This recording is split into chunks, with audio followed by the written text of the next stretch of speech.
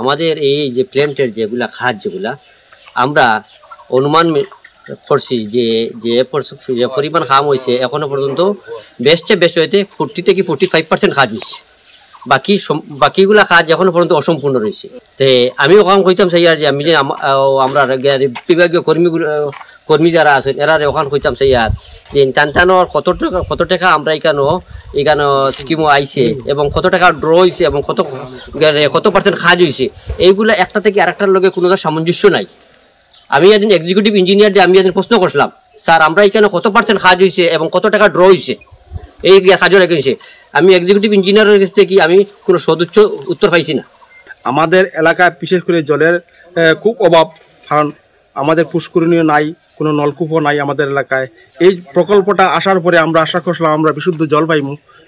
আজ প্রায় 10 বছর থেকে আবারও কই প্রায় 10 বছর থেকে আমরা জল পাইয়ার না, বিশুদ্ধ জল পাইয়ার না।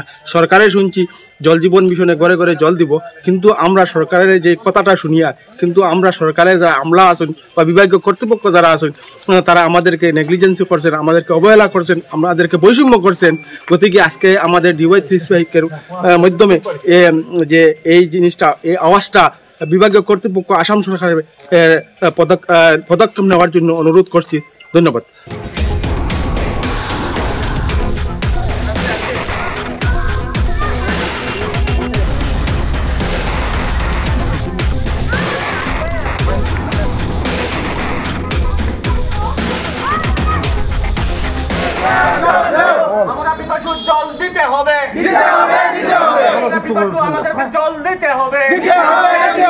আমাদের এই যে প্ল্যান্টের যেগুলা খাত যেগুলা আমরা অনুমান করছি যে যে পরিমাণ খাম হয়েছে এখনো পর্যন্ত বেশি হইতে 40 থেকে 45% কাজ হয়েছে। বাকিগুলা কাজ এখনো পর্যন্ত অসম্পূর্ণ রয়েছে। তো আমিও কাম কইতাম চাই আর যে আমি যে আমরা বিভাগীয় কর্মী যারা আছেন এরা ওখান কইতাম চাই আর যে টানটানোর কত টাকা আমরা এখানে স্কিমও আইছে এবং কত টাকা ড্র হয়েছে এবং কত পার্সেন্ট কাজ হয়েছে, এইগুলা একটা থেকে আরেকটার লগে কোনো সামঞ্জস্য নাই।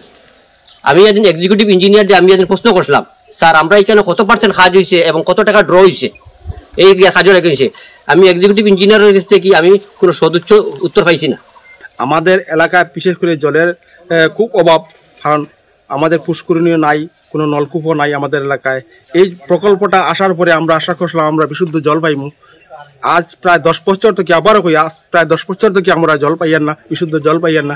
সরকারে শুনছি জল জীবন মিশনে ঘরে ঘরে জল দিব, কিন্তু আমরা সরকারের যে কথাটা শুনিয়া কিন্তু আমরা সরকারের যারা আমলা আছেন বা বিভাগীয় কর্তৃপক্ষ যারা আছেন তারা আমাদেরকে নেগলিজেন্সি করছেন, আমাদেরকে অবহেলা করছেন, আমাদেরকে বৈষম্য করছেন।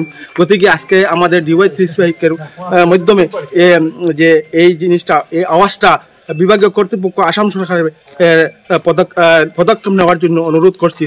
ধন্যবাদ।